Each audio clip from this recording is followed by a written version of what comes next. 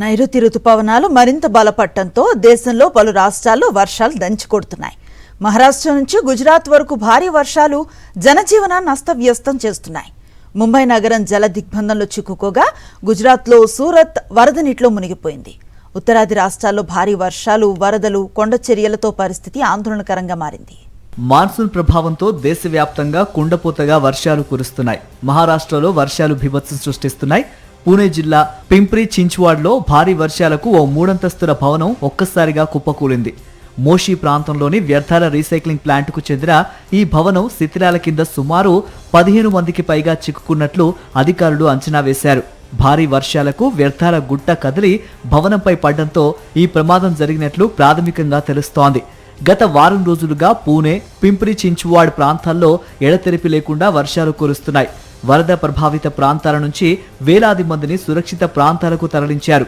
మరోవైపు ముంబై మహానగరం భారీ వర్షాలతో అతలాకుతలమవుతోంది. వసాయ్, విరార్, నాలా సుపారా, నవీ ముంబై సహా పలు ప్రాంతాలు నీట మునిగాయి. రోడ్లపై భారీగా నీరు నిలిచిపోవడంతో ట్రాఫిక్కు అంతరాయం ఏర్పడింది. పలు రహదారుల్లో రాకపోకలు ప్రభావితమయ్యాయి. రైళ్ల రాకపోకల్లోనూ ఆలస్యాలు చోటు చేసుకున్నాయి.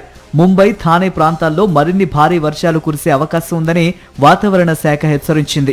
ముంబైకి నీటిని అందించే పలు సరస్సులు కూడా నిండు కుండల్లా మారాయి. ఇక గుజరాత్లోనూ వర్షాలు దంచుకొడుతున్నాయి.